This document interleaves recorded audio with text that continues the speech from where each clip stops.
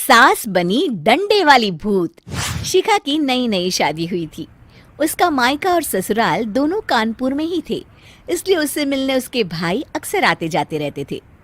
ये बात शिखा की सास मीना को बिल्कुल पसंद नहीं थी।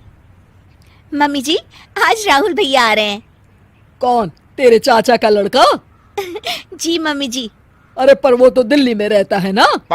हाँ मम्मी जी, उन्हें कल सुबह दिल्ली के लिए निकलना है, तो वो आज मुझसे मिलते हुए कल सुबह यहीं से निकल जाएंगे। हमने तो धर्मशाला खोल रखी है ना। कुछ कहा क्या मम्मी जी? मैंने कहा हाँ हाँ, आने दे तेरे भैया को, जमकर खातिरदारी करेंगे। अब तो कुछ करना ही पड़ेगा, इससे पहले कि मेरा घर धर्मशाला बन जाए। ये कैसी बातें कर रही हो मीना? सच ही तो कह रही हूँ। अभी इसकी शादी को साल भर भी नहीं हुआ और आए दिन इसके घर वाले आ धमकते हैं। अरे तो क्या हुआ, वो इसी शहर में रहते हैं तो हाल चाल लेने आ जाते हैं। इस बार मैं उनका हाल और चाल दोनों ही बिगाड़ दूंगी। अब बहुत हो गया जी। अरे ये कैसी बातें कर रही हो, हे भगवान, बस आप तो देखते जाइए। शाम को राहुल आता है। नमस्ते आंटी, कैसे हैं आप लोग? हम लोग तो ठीक है, तुम कैसे हो बेटा? मैं भी अच्छा ही हूँ आंटी।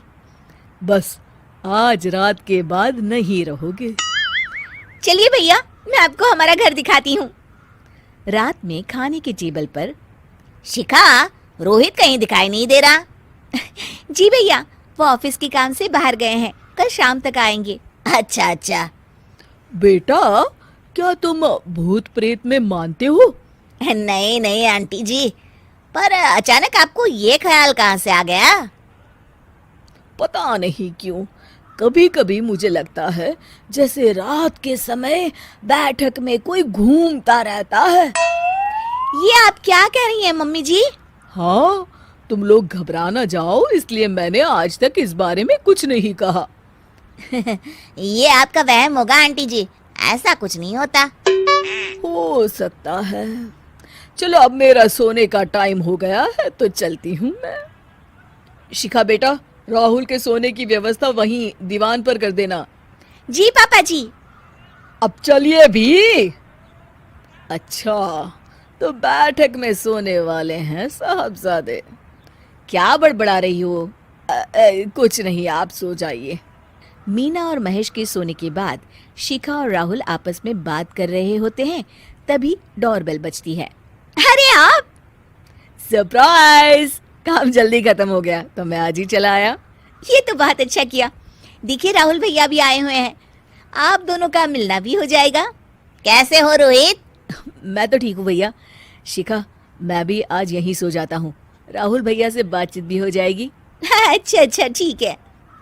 मीना आधी रात को उठती है, कंबल मुंह से पैर तक ओढ़ के डंडा लेके बैठक में आती है और देखती है दीवान पर चादर ओढ़े कोई लेटा हुआ है।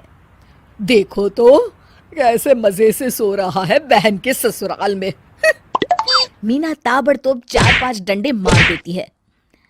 अरे मर गया, अरे बचाओ बचाओ, कौन है? मीना जल्दी से अपने कमरे में भाग जाती है। हे भगवान, ये मैंने क्या किया? ये रोहित कहाँ से आ गया? लगता है ये नालायक राहुल मेहमानों वाले कमरे में सो गया होगा। आज तो इसकी खैर नहीं। उधर बैठक में, अरे क्या हुआ रोहित? मैं बाथरूम में था, तुम्हारे चिल्लाने की आवाज सुनी।